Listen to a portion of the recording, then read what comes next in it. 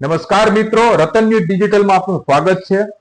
હવે જંગલમાં પ્રાણી વાઘ એ સરેરાશ આયુષ્ય 10 થી 14 વર્ષ જીવે છે, પરંતુ 20 વર્ષ અને 3 મહિનાનું લાંબુ આયુષ્ય ભોગવી અને મછલી નામની આ વાઘણે રેકોર્ડ તોડી નાખ્યો છે।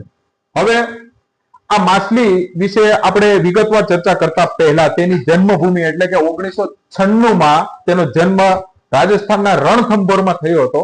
તો રણથંભોર વિશે આપને એક ટૂંકી વિગત જણાવી દઉં તો રાજસ્થાનના સવાઈ માધોપુર જિલ્લામાં રણથંભોર રાષ્ટ્રીય ઉદ્યાન કે જેનું સંચાલન પર્યાવરણ અને વન મંત્રાલય કરે છે। હવે રણથંભોર રાષ્ટ્રીય ઉદ્યાનની સ્થાપના 1955 માં સવાઈ માધોપુર રમત અભયારણ્ય તરીકે કરવામાં આવી હતી, જ્યારે 1974 માં તેને પ્રોજેક્ટ વાઘ અભયારણ્યમાંથી એક જાહેર કરવામાં આવ્યું હતું। ત્યારબાદ 1980 માં તેને રાષ્ટ્રીય ઉદ્યાન જાહેર કરવામાં આવ્યું હતું। ભારતની સ્વતંત્રતા સુધી આ ઉદ્યાન જયપુરના મહારાજાનું એક ભૂતપૂર્વ શિકારનું સ્થળ હતું, જે રાજસ્થાનના ઐતિહાસિક વિકાસનું કેન્દ્ર બિંદુ રહ્યું છે। તાજેતરમાં જ એક મને બનાવ યાદ આવી ગયો છે। તો તાજેતરમાં જ આ એક એપ્રિલમાં રણથંભોરમાં એક એવું દ્રશ્ય જોવા મળ્યું કે એપ્રિલ મહિનામાં ટાઈગર રિઝર્વના ઝોન 9 માં એક વાઘ, એક દીપડો અને ચિત્તો માત્ર 1 થી 3 કિલોમીટરના અંતરે જોવા મળ્યા। જોકે ચિત્તો મધ્યપ્રદેશના કુનો નેશનલ પાર્કમાંથી રણથંભોર આવી પહોંચ્યો હતો, કારણ કે ચિત્તાની તો આપ સૌ જાણો છો કે સ્પીડ દોડવાની વધારે હોય। તો હવે આ ત્રણેય અમુક કિલોમીટરના અંતરે જોવા મળ્યા। તો હવે આપણે આ દ્રશ્યની જોવા મળ્યું તેની લાંબી ચર્ચા નહીં કરીએ, પરંતુ આપણે મૂળ વાત પર આવીએ તો આ મછલી નામની જે વાઘણ છે એના વિશે આપણે થોડીક ચર્ચા કરીએ। ઇન્ટરેસ્ટિંગ છે એટલા માટે જ આપની સમક્ષ આ વિડીયો મૂકું છું। વન વિભાગના રેકોર્ડ મુજબ આ મછલી નામની જે વાઘણ છે તેનું નામ T16 હતું। હવે તે વાઘણનો જન્મ ઈસવીસન 1996 માં રણથંભોરના જંગલમાં થયો હતો। તેની માતાનું નામ મછલી વન હતું। હવે આ જે વાઘણ છે તેના ચહેરા પર ડાબી બાજુના ભાગમાં કુદરતી માછલી જેવો આકારની રેખાઓ બનેલી હતી, જેથી વનકર્મીઓએ તેનું નામ મછલી રાખ્યું હતું।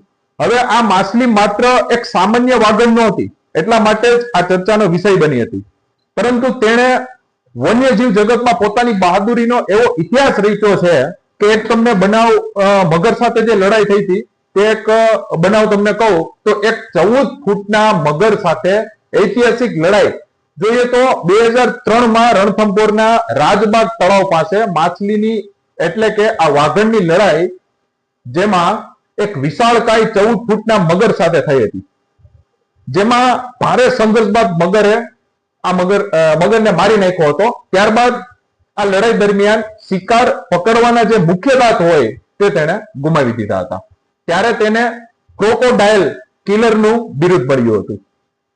આના વિશે ઘણાએ ડોક્યુમેન્ટરી પણ તૈયાર કરી છે। તો આવી ડોક્યુમેન્ટરી પણ ઘણા તૈયાર કરતા હોય છે, જ્યારે તે રણથંભોરના પ્રખ્યાત કિલ્લા જેમ કે પદ્મ તળાવ, રાજબાગ તળાવ, મલિક તળાવના મુખ્ય આકર્ષક વિસ્તારમાં તેનું શાસન હતું। આ મછલી નામક વાઘણે રણથંભોરના વાઘોના વંશને બચાવવા માટે સૌથી મોટો ફાળો આપ્યો છે મિત્રો। પોતાના જીવનકાળ દરમિયાન 4 વખત ગર્ભધારણ કરીને તેણે 11 બચ્ચાઓને જન્મ આપ્યો હતો, જેમાં 7 માદાઓ અને 4 નર। અત્યારે રણથંભોરના અડધાથી વધુ વાઘો મછલીની પેઢીઓ છે મિત્રો।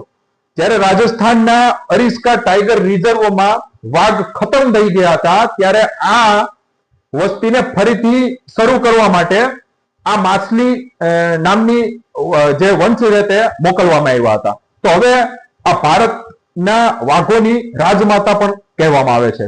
હવે ઓક્સફોર્ડ બ્રુક્સ યુનિવર્સિટીના એક અહેવાલ મુજબ મિત્રો વર્ષ 2007 થી 2015 દરમિયાન રણથંભોરમાં માત્ર મછલીને જોવા માટે આવતા પ્રવાસીઓને લીધે ભારત સરકાર અને રાજસ્થાન પ્રવાસીને દર વર્ષે 80 કરોડથી વધુની આવક હતી।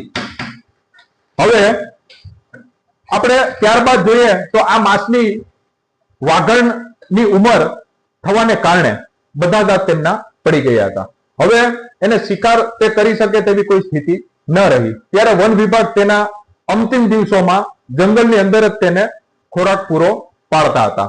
હવે આ 1996 માં જન્મેલ વાઘણ મછલી એ 20 વર્ષ અને 3 મહિનાનું લાંબુ આયુ ભોગવી અને 2016 એટલે કે 18 ઓગસ્ટ 2016 માં અંતિમ શ્વાસ લીધા હતા. મિત્રો, સામાન્ય રીતે મૃત પ્રાણીઓને જંગલમાં સળગાવી દેવાય છે, પરંતુ આ મછલી નામક જે વાઘણ છે તેને એક સન્માન આપી તિરંગા જેવા સન્માન સાથે વન અધિકારીઓની હાજરીમાં પરંપરાગત રીતે અગ્નિદાહ આપવામાં આવ્યો હતો. મછલી આજે ભલે જીવંત નથી, પરંતુ રણથંભોરના ઇતિહાસમાં તેનું નામ હંમેશા સુવર્ણ અક્ષરે લખાશે. તો આ આપણે જોયું કે આ મછલી નામની જે વાઘણ છે કે જે રાજસ્થાનના રણથંભોરમાં આજે પણ મિત્રો તમે જાઓ તો તેમના વંશજ તમને ત્યાં જોવા મળશે.